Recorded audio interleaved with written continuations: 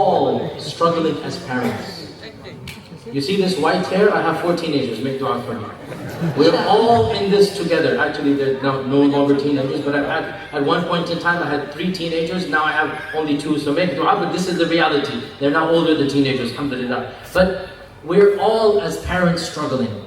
And there's no simple equation I can teach you how to be the best parent.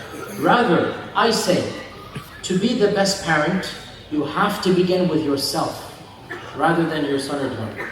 Because the child learns from observing the parent more than the child learns from listening to the parent. So the parent, first and foremost, must look in the mirror. Am I a good role model for my son and daughter? Am I showing what it means to be a Muslimah or a Muslim? Am I showing what it means to be a wife, a husband, a mother, a father? Am I demonstrating the sunnah, the seerah, the akhlaq of the Prophet ﷺ in my lifestyle? My salah, my dhikr, my dua, what is happening that my child will observe and see me? This is the most important aspect of tarbiyah. Don't begin with the child, begin with yourself. That's the most. The second most important is that even before you begin with anything else, there must be genuine understanding of compassion, of love, of responsibility. Allah has blessed you with a responsibility to raise these children. The Prophet ﷺ said, all of you is a shepherd and every one of you is responsible for your flock. So the father is responsible for the family and the mother is responsible for her children. All of you are a shepherd. You have to answer to Allah, which means there has to be a recognition. This is an amana. Allah has blessed me with spouse, with children. I have to do my best.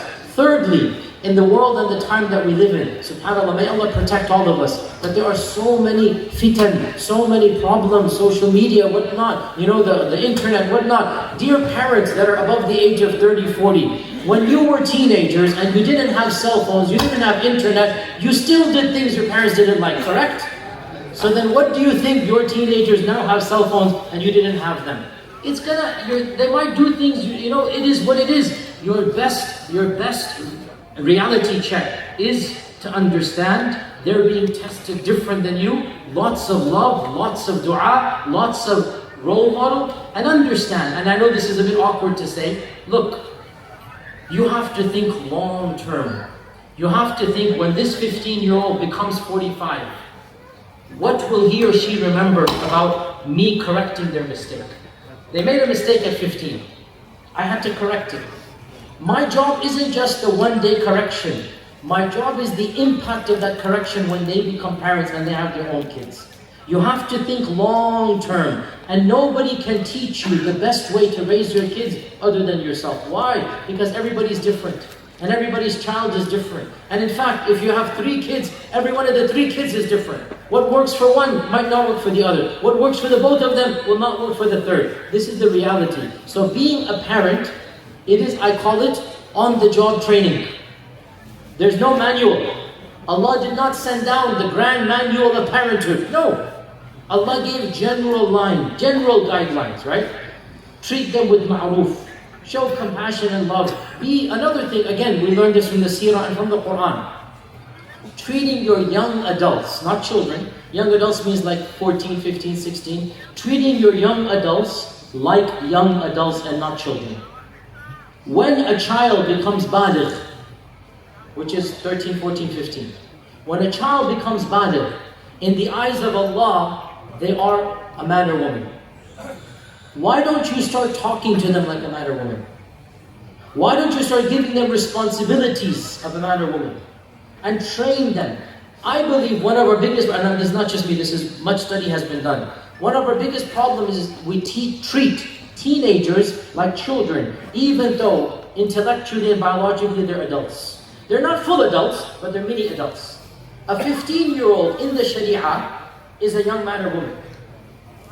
In our society, they're treated like kids. That's not right. You have to give them responsibility, talk to them like a young adult. Look at Luqman and his son and the conversation. Look at Ibrahim and Ismail was a young child, 12 years old. And Ibrahim is having a very adult conversation. Oh my son, I saw a dream in which I saw Allah Azza wa Jalla commanding you to be sacrificed. What do you think I should do? Notice, he's literally talking to his son like an adult. And his son was 12, 13 years old. ماذا ترى? What do you think I should do? And when he treated Ismail like an adult, Ismail acted like an adult. قال يا أبت افعل ما تؤمر. Do what Allah has commanded you. You will find me to be of the sabirin. So this is generic advice, and I have longer lectures I've given. I have a whole lecture about advice on raising children. But in the end of the day, dear sister, dear brother, all of you, there is no magic advice. You will learn on the job training. And you will have to experiment and see what works. And even if you make some mistakes, as long as you have love and compassion, and final point, dua for the kids. There are Quranic du'as for the kids. When Ibrahim is building the Kaaba, he's making dua, رَبِّ اجْعَلْنِي مُقِيمَ الصَّلَاةِ وَمِنْ ذُرِّيَّتِي. He's making dua to Allah. In the Quran, رَبَّنَا هَبْ لَنَا مِنْ أَزْوَاجِنَا وَذُرِّيَّاتِنَا قُرَّةَ أَعْيُنٍ. Give us children that will bring comfort for our eyes. So make dua to Allah to bless you with righteous children. All of this together, inshaAllah ta'ala, is a part of the solution. May Allah bless us all.